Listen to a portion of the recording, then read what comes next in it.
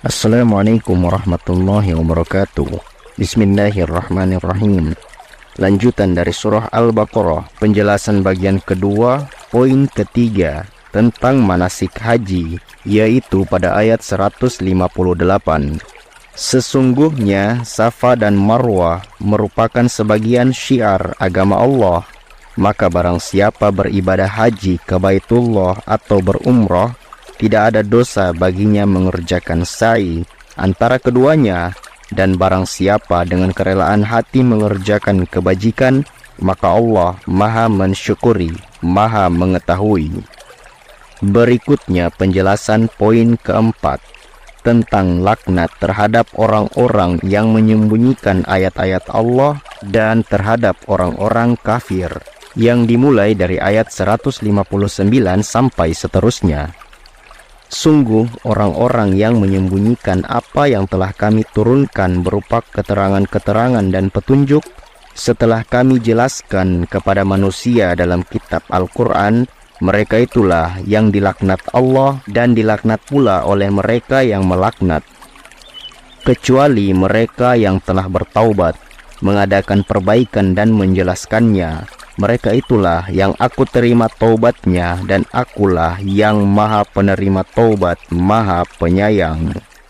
Sungguh orang-orang yang kafir dan mati dalam keadaan kafir, mereka itu mendapat laknat Allah, para malaikat dan manusia seluruhnya. Mereka kekal di dalamnya, yaitu laknat, tidak akan diringankan azabnya, dan mereka tidak diberi penangguhan. Berikutnya penjelasan poin keempat tentang Allah yang berkuasa dan yang menentukan, yang dimulai dari ayat 163 sampai seterusnya. Dan Tuhan kamu adalah Tuhan yang Maha Esa, tidak ada Tuhan selain Dia yang Maha Pengasih, Maha Penyayang. Sesungguhnya pada penciptaan langit dan bumi, pergantian malam dan siang, kapal yang berlayar di laut dengan muatan yang bermanfaat bagi manusia, apa yang diturunkan Allah dari langit berupa air, lalu dengan itu dihidupkannya bumi setelah mati atau kering, dan Dia tebarkan di dalamnya bermacam-macam binatang, dan perkisaran angin dan awan yang dikendalikan antara langit dan bumi. Semua itu sungguh merupakan tanda-tanda kebesaran Allah bagi orang-orang yang mengerti. Dan di antara manusia ada orang yang menyembah Tuhan selain Allah sebagai tandingan yang mereka cintai seperti mencintai Allah. Adapun orang-orang yang beriman sangat besar cintanya kepada Allah, sekiranya orang-orang yang berbuat zalim itu melihat ketika mereka melihat azab pada hari kiamat, bahwa kekuatan itu semuanya milik Allah, dan bahwa Allah sangat berat azabnya, niscaya mereka menyesal. Yaitu ketika orang-orang yang diikuti berlepas tangan dari orang-orang yang mengikuti, dan mereka melihat azab, dan ketika segala hubungan antara mereka terputus.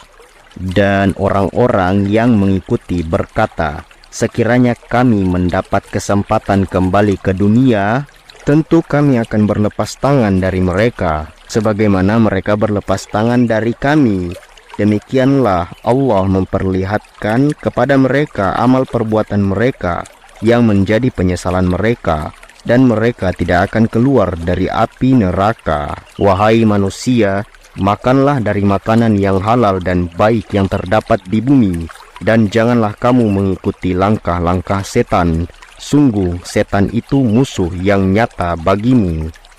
Sesungguhnya setan itu hanya menyuruh kamu agar berbuat jahat dan keji, dan mengatakan apa yang tidak kamu ketahui tentang Allah.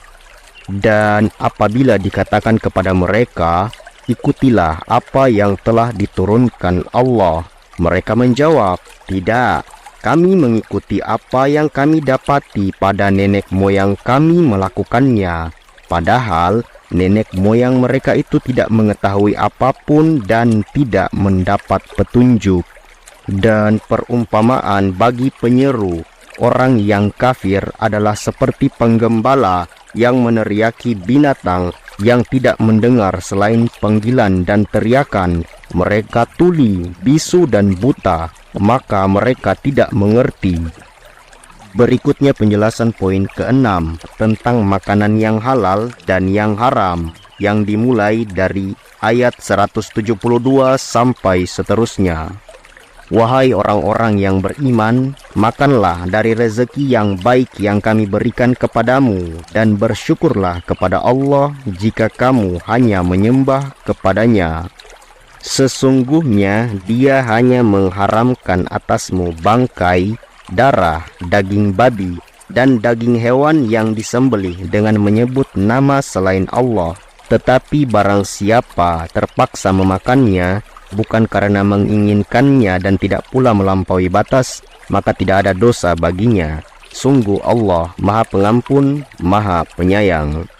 Sungguh orang-orang yang menyembunyikan apa yang telah diturunkan Allah, yaitu kitab, dan menjualnya dengan harga murah, mereka hanya menelan api neraka ke dalam perutnya, dan Allah tidak akan menyapa mereka pada hari kiamat, dan tidak akan menyucikan mereka.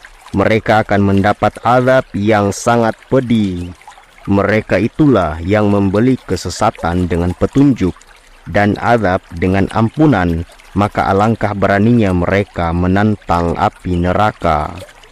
Yang demikian itu karena Allah telah menurunkan kitab Al-Quran dengan membawa kebenaran, dan sesungguhnya orang-orang yang berselisih paham tentang kebenaran kitab itu, mereka dalam perpecahan yang jauh. Berikutnya penjelasan poin ke-7 tentang pokok-pokok kebajikan yang terdapat pada ayat 177. Kebajikan itu bukanlah menghadapkan wajahmu ke arah timur dan ke barat, tetapi kebajikan itu ialah kebajikan orang yang beriman kepada Allah, hari akhir, malaikat-malaikat, kitab-kitab, nabi-nabi, dan memberikan harta yang dicintainya kepada kerabat, anak yatim, orang-orang miskin, orang-orang yang dalam perjalanan atau musafir, peminta-minta, dan untuk memerdekakan hamba sahaya yang melaksanakan sholat dan menunaikan zakat, orang-orang yang menepati janji apabila berjanji, dan orang yang sabar dalam kemelaratan, penderitaan, dan pada masa peperangan. Mereka itulah orang-orang yang benar, dan mereka itulah orang-orang yang bertakwa.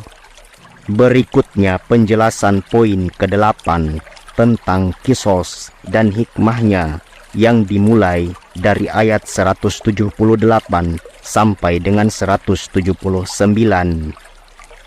Wahai orang-orang yang beriman, diwajibkan atas kamu melaksanakan kisos berkenaan dengan orang yang dibunuh, orang merdeka dengan orang merdeka, hamba sahaya dengan hamba sahaya, perempuan dengan perempuan. Tetapi barang siapa memperoleh maaf dari saudaranya, hendaklah dia mengikuti dengan baik dan membayar diat atau tebusan kepadanya dengan baik pula.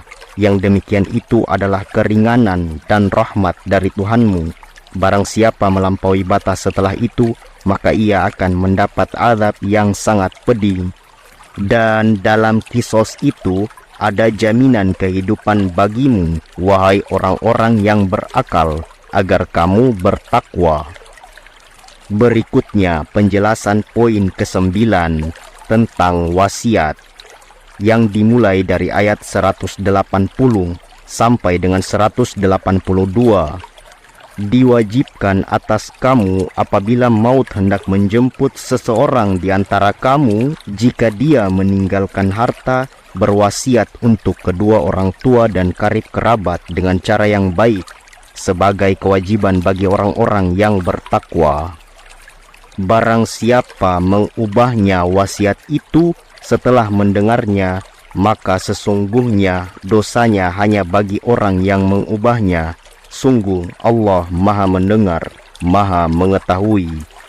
Tetapi barang siapa khawatir bahwa pemberi wasiat berlaku berat sebelah atau berbuat salah, lalu dia mendamaikan antara mereka, maka dia tidak berdosa.